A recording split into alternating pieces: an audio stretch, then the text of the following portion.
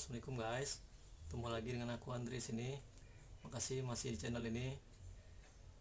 Gimana kabarnya? Semoga baik-baik aja semua ya. Amin. Kali ini aku akan bicarakan tentang proteksi handphone. Simak ya.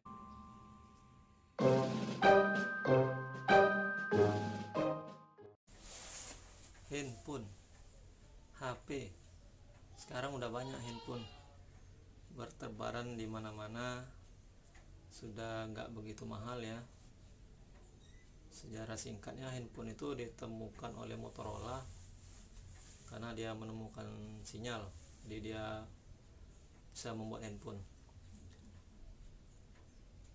Tahun 90-an handphone udah masuk Indonesia ya. Tahun 90-an aku pakai handphone tahun 98, sekitar tahun 98. Itu pun pakai Nokia 3310 yang kecil itu. Setelah itu pakai Nokia terus sampai ada Samsung yang masuk Indonesia, pakai Samsung.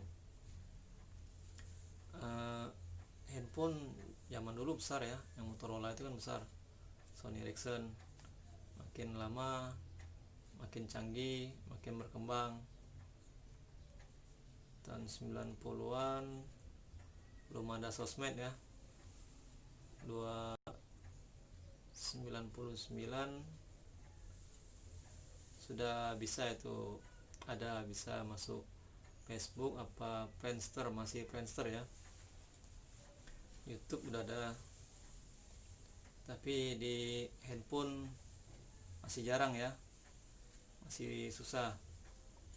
Dulu mungkin handphone itu udah barang mewah, tapi sekarang tahun 2020,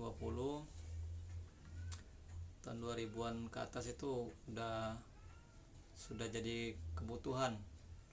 Sekarang handphone satu orang aja bisa 2, 3. Anak-anak kecil pun udah ada handphone sekarang ya, karena tidak bisa membendung kemajuan zaman ya. Perkembangan teknologi terus perkembangan informasi begitu cepat. Jadi kembali lagi ke topik, handphone itu diproteksi ada alasannya, ada maksudnya, biar dia tidak diketahui isi handphonenya. Jadi handphone diprotek karena dua alasan. Satu, karena dia menyimpan rahasia di handphonenya. Dua, karena dia tidak nyaman dan dia tidak rasa aman dengan lingkungannya. Kita bahas yang pertama dulu ya. Yang satu itu dia menyimpan rahasia di handphonenya. Kalau untuk orang lain nggak masalah ya, tapi kalau di dalam keluarga, ada keluarga kita yang memprotek handphonenya, itu ada sesuatu hal yang perlu diperhatikan. Itu bisa jadi warning ya. Kenapa? Karena kita tidak tahu isi HP dia apa, kita tidak tahu isi handphonenya informasi tentang apa. Misal anak kita proteksi HP, kita nggak tahu isinya apa. Misal dia yang berbau porno atau kekerasan, atau dia berjudi online di handphone, atau dia main game yang nggak benar, kita nggak tahu. Begitu juga pasangan kita ya, kalau dia proteksi HP-nya, bisa jadi dia menyembunyikan sesuatu di handphonenya. Kalau yang ibu-ibu kan takut suaminya selingkuh dengan ada pelakor, macam-macam lah. Terus itu yang pertama ya, yang karena dia menyembunyikan rahasia. Yang kedua itu karena dia tidak nyaman dan tidak aman. ini tidak nyaman, karena dia tidak merasa nyaman di lingkungan dia ya. Kalau keluarga, dia tidak nyaman di lingkungan keluarganya, anak-anak tidak nyaman dengan orang tuanya ya, tidak akrab mungkin. Jadi dia memproteksi handphonenya, dia tidak ada tempat curhat, atau dia tidak diperhatikan orang tua juga, pasangan juga ya. Jadi dia tidak nyaman dan tidak aman. Karena itulah handphone yang diprotek. Itu dua alasan orang memprotek handphone ya. Nah, ini yang memprotek handphone itu bisa kita kategorikan,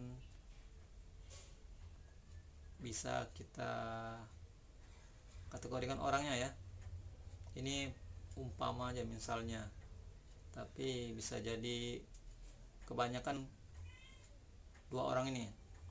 Bisa jadi dua orang ini, kemungkinan dua orang yang tipenya, yang pertama dia anggota intelijen kan banyak menyimpan rahasia. Jadi di handphonenya itu banyak rahasia instansi, rahasia negara. Jadi keluarganya pun nggak boleh tahu tentang informasi itu, apalagi orang lain. Jadi wajar dia memproteksi handphonenya. Yang kedua, orang yang selingkuh, atau yang kedua nih dia beristri lagi, dia mempunyai istri siri. Jadi dia takut ketahuan pasangan resminya. Kalian selingkuh ya, takut ketahuan pasangan resminya. Terus kalau dia yang beristri lagi itu takut ketahuan istri tuanya. Kalau dalam Islam beristri lagi kan boleh, istri siri ya, istri 2, 3 istri. Poligami boleh. Tapi kan masalahnya itu izinnya, itu izin dan adilnya. Itu bisa nggak kita adil? Bisa nggak laki-laki itu adil kalau mau beristri lagi? Terus dia minta izin nggak dengan istri pertama, istri tua? Itu yang jadi masalah. Kalau sudah resmi, sudah tahu, sudah memberi izin istri pertama, nggak masalah. Nah, itu kalau dia sudah,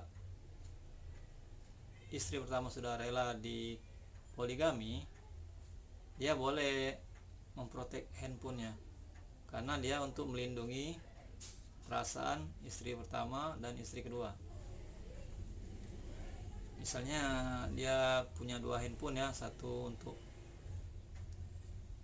komunikasi dengan istri pertama, istri tua, dan satu lagi untuk istri muda.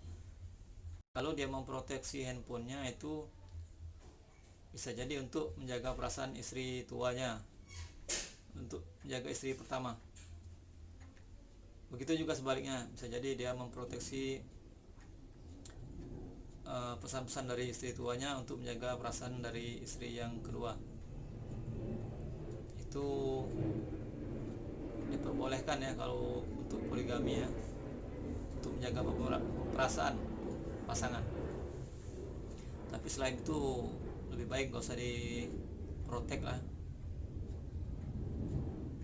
Proteksi HP itu lebih banyak mudaratnya, lebih banyak curiganya daripada manfaatnya untuk keluarga ya, untuk pasangan. Kalau kita lihat handphone pasangan diprotek itu, pikirannya jadi curiga.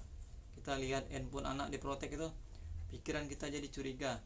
Jangan-jangan anak kita ini nonton film porno, jangan-jangan buka situs yang gak benar, atau dia main online gak benar, game online yang porno, macam-macam. Begitu juga kita pikiran dengan pasangan, jangan-jangan suamiku selingkuh, jangan-jangan suamiku dengan istri orang lain atau macam-macam dengan sekretarisnya. Jadi untuk keterbukaan lebih baik gak usah diprotek ya handphone, apalagi di dalam keluarga. Itu juga ciri keluarga yang terbuka, gak ada yang ditutupin. Jadi kalau istri mau ngecek handphone silakan, kalau suami mau ngecek handphone istri silakan. Jadi nggak ada prasangka, nggak ada curiga. Oh ya, untuk yang curiga juga jangan terlalu berlebihan ya, jangan terlalu kepo. Nanti sakit sendiri, pusing sendiri. Gimana buka passwordnya, gimana ini ya, curiga terus. Pasangan pergi, nanti pergi kemana ya, nanti sama siapa. Itu lebih baik kita doakan saja, semoga baik-baik saja, semoga dia di jalan yang benar untuk keluarga kita, anak kita dan pasangan kita. Jadi kita nggak terlalu berpikir negatif, nggak terlalu pusing, berpuruk sangka terus terhadap pasangan dan anak.